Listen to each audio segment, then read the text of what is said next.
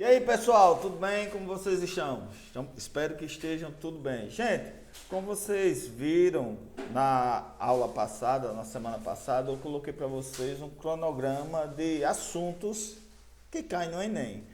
Ele está bem arrumadinho, bem detalhado. Então, se vocês pretendem pegar esse cronograma, que eu acho interessante para vocês se basearem nos conteúdos que caem no Enem, vocês terem um norte, o que estudar, o que pesquisar, é bom vocês pegarem esse cronograma que está lá no Google Sala de Aula, ou, como eu já falei com a escola, você vai na escola ou manda uma mensagem para a coordenação querendo um impresso, que a escola está disponibilizando, certo? É um cronograma muito bom que o professor fez, eu analisei todas as disciplinas, os assuntos que caem no Enem, e é bom a gente fazer uma revisão, porque é todos os assuntos dos anos anteriores.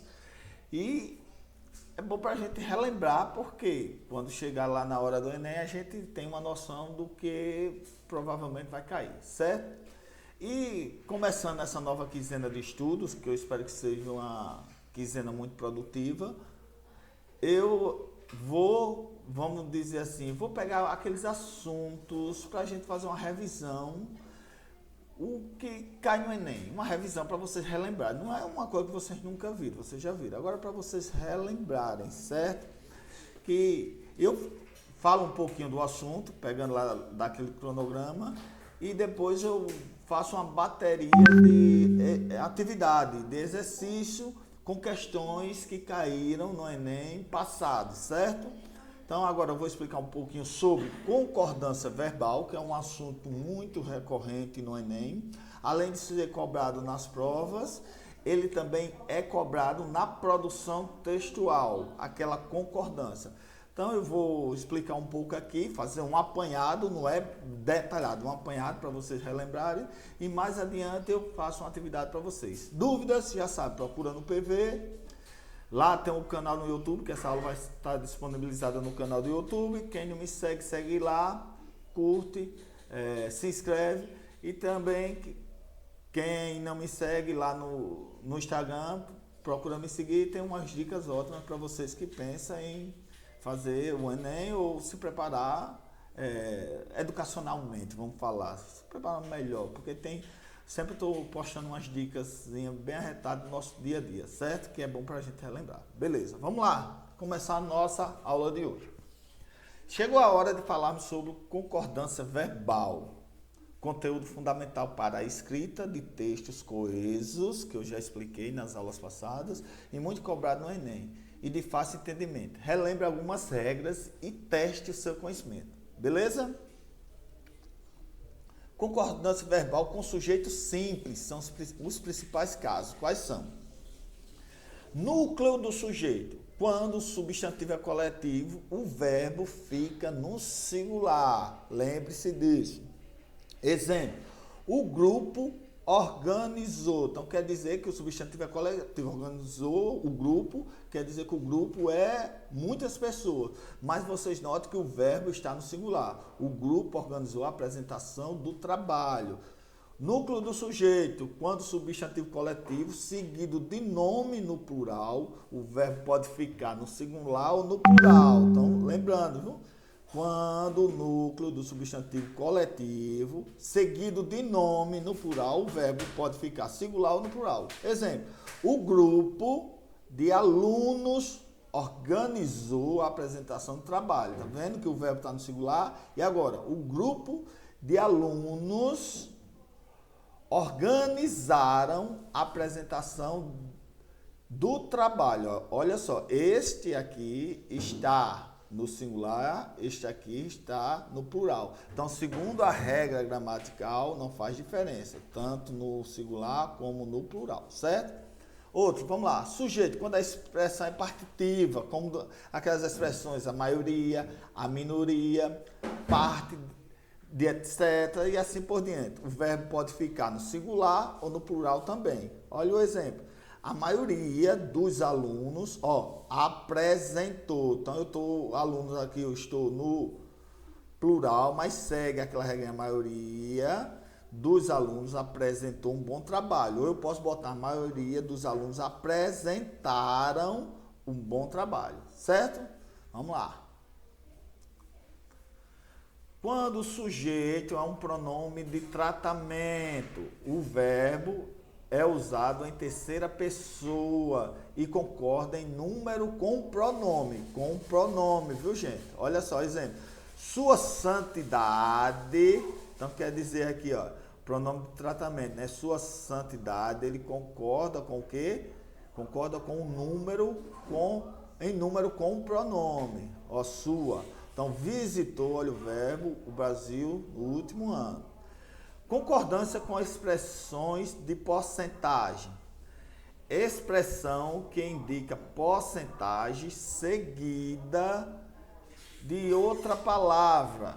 O verbo concorda com a palavra. Então, veja bem, expressão que indica porcentagem seguida de outra palavra, o verbo vai concordar não com a porcentagem, com a palavra. Exemplo, apenas 20%, 20 você sabe que é no plural, dos estudantes aprovaram, mas ele está seguindo quem? Apenas. Então, aprovaram. Então, está seguindo a palavra, certo?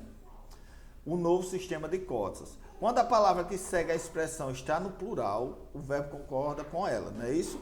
Exemplo agora, é apenas 20% do grupo, olha a palavra, grupo, aprovou. Então, o grupo não está no plural, está no singular, né? O novo sistema de cotas. Quando a expressão de porcentagem não é seguida de nenhuma palavra, o verbo concorda com o número. Certo, gente? Olha aqui um exemplo. 1%, então 1%, não tem nenhuma palavra para seguir o verbo, então ele concorda com ele. 1%, então está no singular, aprovou o novo sistema de cota. Agora aqui, ó, 20%, então quer dizer mais de um, então tem que ir no plural, aprovaram o novo sistema de cota, certo? Números fracionários. Quando tais números forem sujeito da oração, o verbo concorda com o número que encabeça a fração. Vamos se ligar. Olha o exemplo. 1/3 dos alunos daquela escola fez a prova do vestibular ontem. Então, ó, o verbo está concordando com o número. Tá vendo? Ó, 1, certo? Fez, singular. Agora aqui, ó, 2/3, ó, fizeram 2/3 dos alunos não fizeram a inscrição para o Enem. Ok, gente? Já ficando compreendido? Vamos lá. Pronomes relativos que e quem. Que, quando ele é sujeito, o verbo concorda com a palavra que o antecede. Olha só, exemplo. Sou eu. Ó, concordo com o que antecede ele. Que cuido dos meus pais. Ó, o que antecede o quê? Quem é? O eu. Então, o verbo concorda com ele. Cuido dos meus pais. Quem, quando sujeito, verbo concorda com a palavra antecedente ou fica na terceira pessoa. Olha só. Ou ele fica na terceira ou concorda. Ó. Sou eu quem cuido, eu cuido. Tá vendo? Quem cuido dos meus pais. Ou também ele muda para a terceira. Fica a seu critério. Sou eu quem cuida. Tá vendo? Então a concordância não muda. A gramática é aceita. Ok? Orações sem sujeito. Normalmente com verbos impessoais que ficam na terceira pessoa do singular. Exemplo, ó, choveu muito na minha cidade. Choveu, não é choveram muito, é choveu muito, certo? Há muitos alunos no vestibular. Então, o a, vê que o verbo aqui está no singular, ó, na terceira pessoa do singular. Faz anos que eu o conheço. Muita gente coloca fazem anos, mas está errado. Olha só, o verbo fica na terceira pessoa do singular.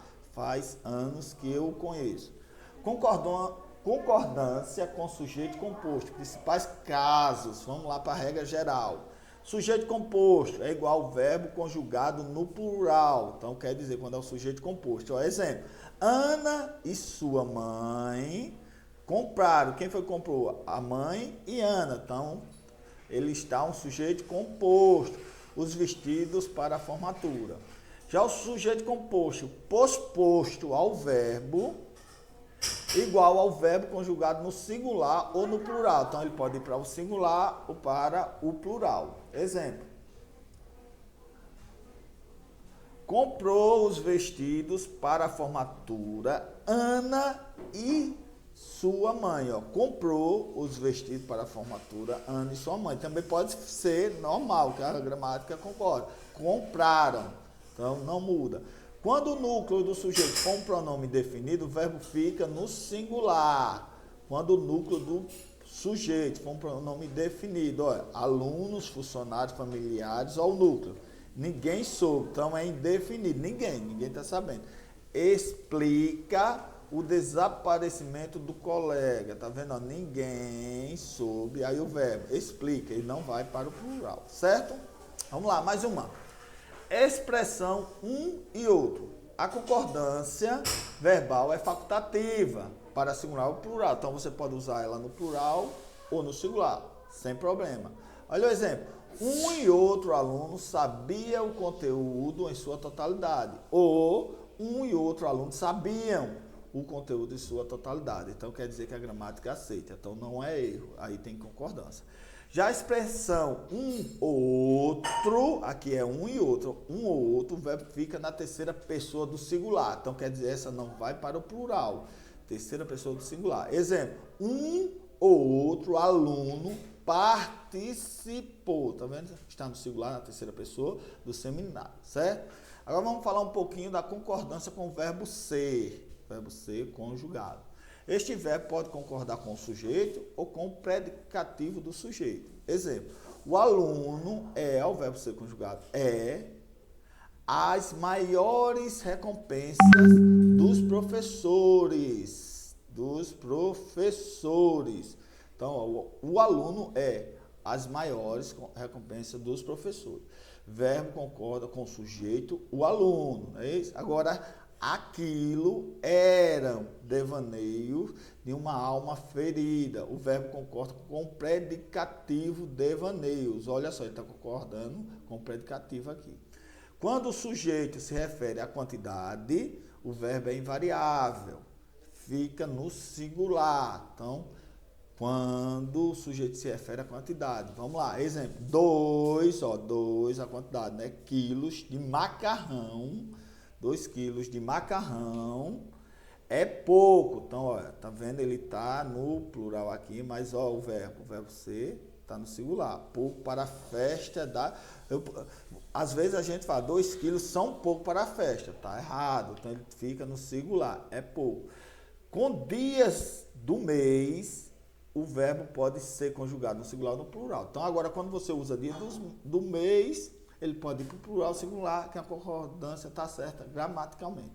Hoje é dia 10 de maio, hoje são 10 de maio, isso é normal. No caso de indicação de hora, o verbo concorda com o número mais próximo. Exemplo, são 9 horas. Então, quer dizer, olha, o mais próximo, 9, não é isso? São 9 horas.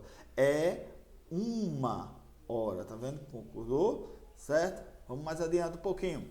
Agora veja os 12 erros de português que mais acontecem no dia a dia, certo?